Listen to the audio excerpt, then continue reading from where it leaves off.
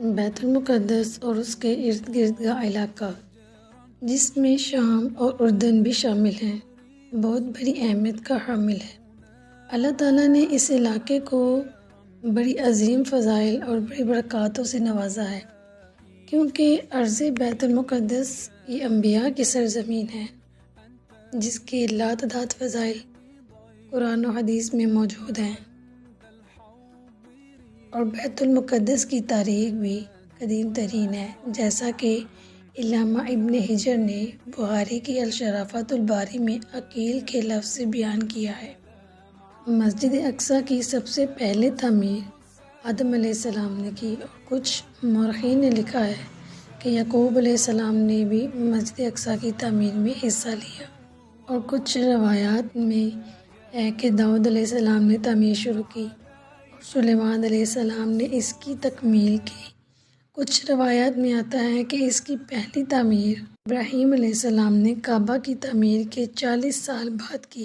بیت المقدس کی فضائل قرآن میں بہت زیادہ ہیں۔ سبحانہ و تعالیٰ نے قرآن مجید میں اسے مبارک قرار دیا ہے۔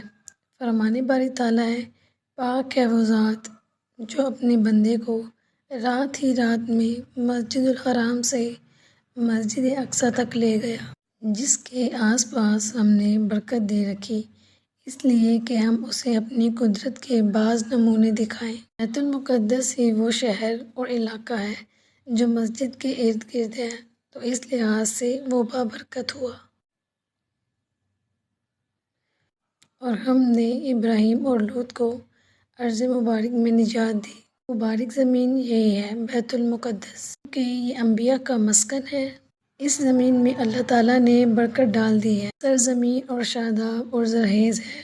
بیت المقدس ہی وہ جگہ ہے جو نبی کریم صلی اللہ علیہ وآلہ وسلم کو معراج کے لیے مسجد حرام سے مسجد اقصیٰ تک بھیجایا گیا۔ بیت المقدس یہودیوں، عیسائیوں اور مسلمانوں کے لیے مقدس ہے۔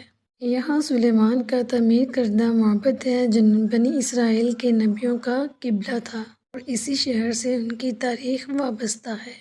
یہی شہر حضرت عیسیٰ کی پیدائش کا مقام ہے، اور یہی ان کی تبلیغ کا مرکز تھا۔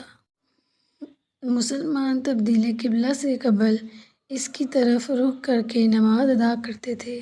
بیت المقدس پہاڑوں پر آباد ہے، اور انہی میں سے ایک پہاڑی کا نام کوہ صہیون ہے، جس پر مسجد اقصیٰ اور قبۃ الصغریٰ واقع ہے۔ کوہ صہیون کے نام پر ہی یہودیوں کی علمی تحریک صہیونیت قائم کی گئی تھی۔ قدیم تاریخ سب سے پہلے حضرت ابراہیم اور ان کے بھتیجے لوط نے عراق سے بیت المقدس کی طرف ہجرت کی۔ 620 عیسوی میں حضور نبی کریم صلی اللہ علیہ وآلہ وسلم جبرائیل امین علیہ السلام کی رہنمائی میں مکہ سے بیت المقدس پہنچے، اور پھر آسمان کی طرف تشریف لے گئے۔ کہا جاتا ہے کہ یعقوب علیہ السلام وحی الہی کے مطابق مسجد بیت المقدس کی بنیاد ڈالی، اور اس کی وجہ سے بیت المقدس آباد ہوا۔ کچھ عرصہ دراز کے بعد سلیمان کے حکم سے مسجد اور شہر کی تعمیر اور تجدید کی گئی۔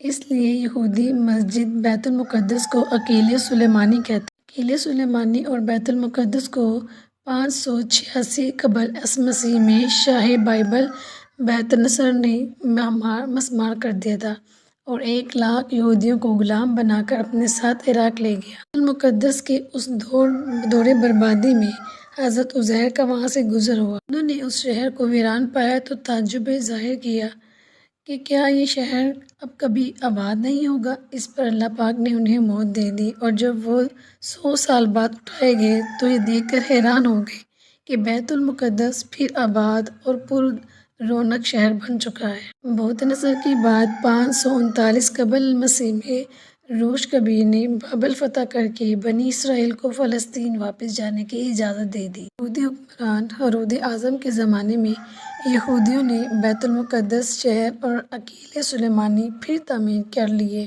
یروشلم پر دوسری تباہی رومیوں کے دور میں نازل ہوئی۔ رومی جنرل ٹائٹس نے 70 عیسوی میں یروشلم اور عقیل سلیمانی دونوں مسمار کر دیے۔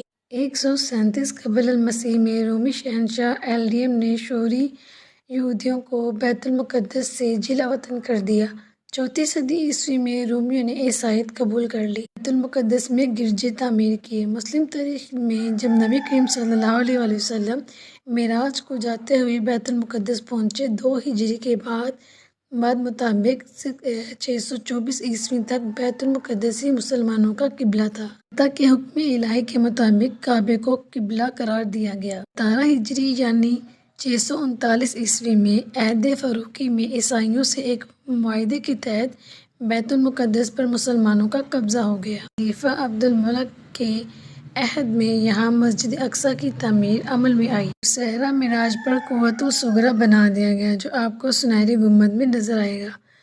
2099 میں پہلی سیلابی جنگ کے موقع پر یورپی سیلیوں نے بیت المقدس پر قبضہ کرکے 70,000 مسلمانوں کو شہید کر دیا۔ 1887 میں ایوبی نے بیت المقدس کو عیسائیوں کے قبضے سے چھڑا لیا۔